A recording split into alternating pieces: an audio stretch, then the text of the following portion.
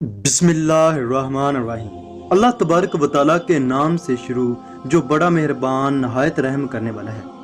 دوستو، اس ویڈیو میں ہم فرعون اور اس کی قوم کے بارے میں بتائیں گے کہ انہوں نے کس طرح کفر و شرک کیے، جس کے بدلے اللہ تبارک و تعالیٰ نے کس طرح کے عذاب نازل فرمائے، اور حضرت موسیٰ علیہ السلام کو کس طرح فرعون کی گود میں پروان چڑھایا، اور جب حضرت موسیٰ علیہ السلام نے بڑے ہو کر فرعون کو دین حق کی دعوت دی تو اس کا کیا رد عمل تھا۔ دوستو، فرعون ایک رات سویا ہوا تھا تو اس نے ایک خوفناک خواب دیکھا جس میں ایک ستارہ اٹھا اور پھر اس کی حکومت پر گرا اور اس کی ساری سلطنت کو تباہ و برباد کر دیا۔ تو فرعون نے نجومیوں سے اس کی تعبیر پوچھی تو نجومیوں نے کہا کہ تیری حکومت میں ایک بچہ پیدا ہونے والا ہے جو کہ تیری سلطنت کو تباہ و برباد کر دے گا۔ لہذا فرعون نے حکم جاری کر دیا کہ چھوٹے بچوں کو قتل کرنا شروع کر دو۔ لہذا جب حضرت موسیٰ علیہ السلام کی پیدائش ہوئی تو ان کی والدہ نے اللہ تبارک و تعالیٰ کے حکم کے مطابق حضرت موسیٰ علیہ السلام کو ایک صندوق میں ڈال کر دریا میں چھوڑ دیا اور اپنی بیٹی سے کہا کہ اس کا دھیان رکھنا کہ یہ صندوق کدھر کو جاتا ہے۔ چنانچہ حضرت موسیٰ علیہ السلام کی بہن اس صندوق کے پیچھے پیچھے چلتی گئی، چونکہ فرعون کا محل اسی دریا کے کنارے پر تعمیر تھا۔ جب یہ صندوق فرعون کے محل کے قریب سے گزرنے لگا تو فرعون کی بیوی حضرت آسیہ اور ان کی کنیزوں کی نگاہ اس صندوق پر پڑ گئی۔ حضرت آسیہ فرعون کی بیوی چونکہ بے اولاد تھی اور اس کے دل میں اولاد کی بہت حسرت تھی، چنانچہ جب حضرت آسیہ نے صندوق کھولا تو اس میں ایک خوبصورت بچہ تھا۔ حضرت آسیہ کی حضرت موسیٰ علیہ السلام پر نگاہ پڑتے ہی ممتا جاگ اٹھی۔ جب وہ آپ علیہ السلام کو لے کر فرعون کے پاس گئی تو فرعون نے کہا کہ یہ ہو سکتا ہے کہ یہ وہی بچہ ہو۔ تو حضرت آسیہ فرعون سے کہنے لگی کہ اتنا خوبصورت بچہ اسرائیل کا کیسے ہو سکتا ہے۔ لہذا حضرت موسیٰ علیہ السلام حضرت آسیہ کے کہنے اور اللہ کے حکم سے فرعون کے گھر پر پرورش پانے لگے۔ تو جب حضرت موسیٰ علیہ السلام کو دودھ پلانے کے لیے عورتوں کو منگوایا گیا تو حضرت موسیٰ علیہ السلام نے کسی کا دودھ نہ پیا۔ تو آپ علیہ السلام کی بہن جو کہ آپ کے صندوق کے پیچھے پیچھے آئی تھی حضرت آسیہ سے فرمانے لگی کہ میری نظر میں ایک ایسی عورت ہے جس کا دودھ یہ بچہ پی سکتا ہے۔ لہذا جب حضرت موسیٰ علیہ السلام کی والدہ کو لایا گیا تو حضرت موسیٰ علیہ السلام فوراً دودھ پینے لگے۔ چنانچہ حضرت موسیٰ علیہ السلام فرعون کے گھر پرورش پا کر جوان ہو گئے۔ فرعون چونکہ ایک ظالم بادشاہ تھا، جب فرعون لوگوں پر ظلم کرتا تو حضرت موسیٰ علیہ السلام سے برداشت نہ ہوتا اور آپ علیہ السلام فرعون کے خلاف بول اٹھتے۔ فرعون چونکہ خود کو خدا سمجھتا تھا، اس لیے وہ کسی کو بھی اپنے خلاف برداشت نہیں کر سکتا تھا۔ چنانچہ اس نے حضرت موسیٰ علیہ السلام کو اپنے گھر سے نکال دیا، اور فرعون کا ظلم حضرت موسیٰ علیہ السلام کی مخالفت کی وجہ سے اب بڑھتا جا رہا تھا۔ حضرت موسیٰ علیہ السلام چونکہ اللہ کے نبی تھے، وہ غریبوں پر ظلم کو نہیں دیکھ سکتے تھے۔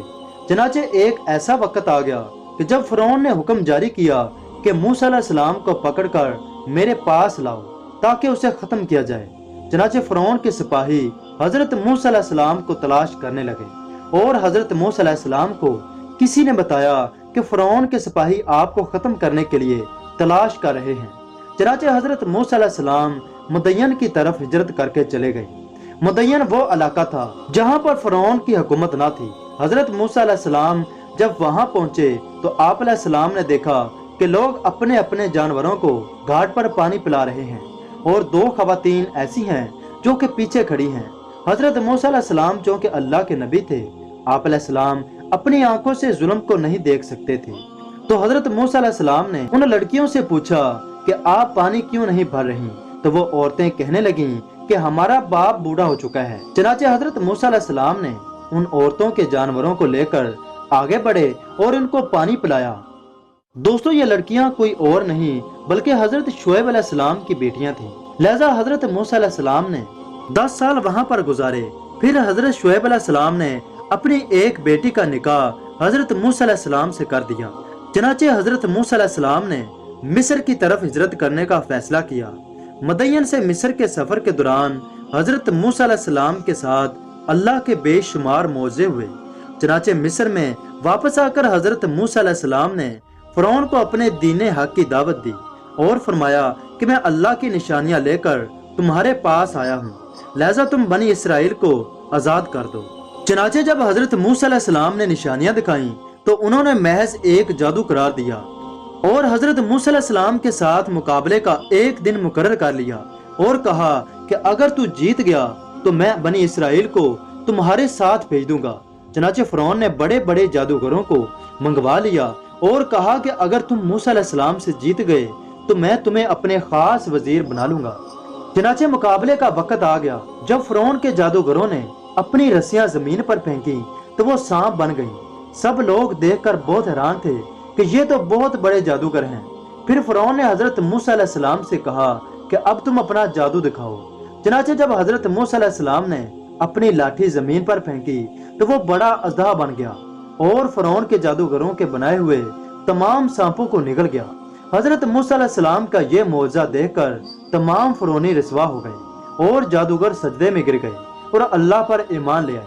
फिरौन ने जब देखा कि जादूगर हजरत मूसा अलैहिस्सलाम के खुदा पर ईमान ले आए हैं तो उसने जादूगरों को धमकी भी दी कि मैं तुम्हारे हाथ और पांव कटवा दूंगा। उस वक्त हजरत मूसा अलैहिस्सलाम ने अपनी कौम को सब्र करने की तलकीन फरमाई। फिरौन वो लोग थे जो कि खुशहाली और अच्छाई को अपने साथ मुंसलक करते और बुराई या बुरे वक्त को हजरत मूसा अलैहिस्सलाम के साथ मंसूब करते थे। चनाचे फिर अल्लाह तबारक व तआला ने फिरौनियों पर कैद साली का अजाब नाज़िल फरमाया। फिर अल्लाह तबारक व तआला ने मेंढकों का, टिड्डियों का और यहाँ तक के खून का अजाब भी नाज़िल फरमाया। जब वो अजाब में नाज़िल होते तो वो हजरत मूसा अलैहिस्सलाम से कहते कि अगर तुम्हारा रब सच्चा है तो अपने रब से इस अजाब के हट जाने की दुआ करो।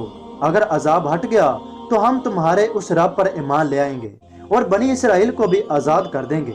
चनाचे हजरत मूसा अलैहिस्सलाम दुआ फरमाते और उन पर से अजाब हट जाता तो वो फिर अपने वादे से मुकर जाते। दोस्तों, इसी तरह अल्लाह तबारक व तआला ने फिरौनियों पर 5 किस्म के दर्दनाक अजाब नाज़िल फरमाए, मगर ये बदबख्त लोग इसी तरह अपने कुफ्र और शिरक पर डटे रहे। सिर्फ चंद लोग ही ऐसे थे जो कि हजरत मूसा अलैहिस्सलाम और अल्लाह की वहदानियत पर ईमान लाए थे। चनाचे जब फिरौन और उसकी कौम अल्लाह तबारक व तआला की तमाम निशानियों के दिखाने के बावजूद भी अल्लाह पर ईमान ना लाए तो फिर अल्लाह तबारक व तआला ने हजरत मूसा अलैहिस्सलाम को हुक्म फरमाया कि अपनी कौम को मिस्र से लेकर रवाना हो जाएं। चनाचे हजरत मूसा अलैहिस्सलाम अल्लाह के हुक्म को मानते हुए अपनी कौम को लेकर रवाना हो गए। जब फिरौन को इस बात का इल्म हुआ कि मूसा अलैहिस्सलाम अपनी कौम को लेकर मिस्र से निकल चुका है तो फिरौन अपनी फौज को लेकर हजरत मूसा अलैहिस्सलाम के पीछे निकल पड़ा। चनाचे जब हजरत मूसा अलैहिस्सलाम और उसकी कौम दरियाए नील पर पहुंचे तो हजरत मूसा अलैहिस्सलाम की कौम परेशान हो गई कि आगे दरिया है और पीछे फिरौन और इसके सिपाही हैं। तो इस वक्त अल्लाह तबारक व तआला ने हजरत मूसा अलैहिस्सलाम की तरफ वही नाज़िल फरमाई कि अपने असा मुबारक को पानी पर मारो। चनाचे जब हजरत मूसा अलैहिस्सलाम ने अपना असा मुबारक पानी पर मारा तो दरियाए नील का पानी 2 हिस्सों में तकसीम हो गया और उनके लिए एक रास्ता बन गया। तो हजरत मूसा अलैहिस्सलाम और उनकी कौम इस रास्ते से गुजरने लगे। दूसरी तरफ जब फिरौन का लश्कर दरियाए नील के किनारे पहुंचा तो वो देखकर हैरान रह गए कि किस तरह पानी 2 हिस्सों में तकसीम होकर रास्ता बनाए हुए है। हजरत मूसा अलैहिस्सलाम और उसकी कौम दरियाए नील अबूर कर गए। दूसरी तरफ जब फिरौन और उसकी फौज हजरत मूसा अलैहिस्सलाम और इनकी कौम के पीछे दरियाए नील में उसी रास्ते से दाखिल हुए तो उस वक्त अल्लाह तबारक व तआला ने पानी को हुक्म दिया कि ऐ पानी मिल जा। चनाचे दरियाए नील का पानी अल्लाह के हुक्म से मिल गया और इस तरह फिरौन और इसका सारा लश्कर दरियाए नील में गर्क हो गया। और इस तरह अल्लाह तबारक व तआला ने फिरौन और उसकी कौम को क़यामत तक दुनिया वालों के लिए एक इबरत का निशान बना दिया। और दूसरी तरफ हजरत मूसा अलैहिस्सलाम की कौम अपने ईमान लाने पर बहुत खुश थे और उन्होंने अल्लाह तबारक व तआला का शुक्र अदा किया। हमारी अल्लाह तबारक व तआला से दुआ है कि अल्लाह तबारक व तआला हमें रसूलुल्लाह सल्लल्लाहु अलैहि वसल्लम की तालीमात पर अमल करने और ईमान ही की हालत में मरने की तौफीक अता फरमाए। आमीन।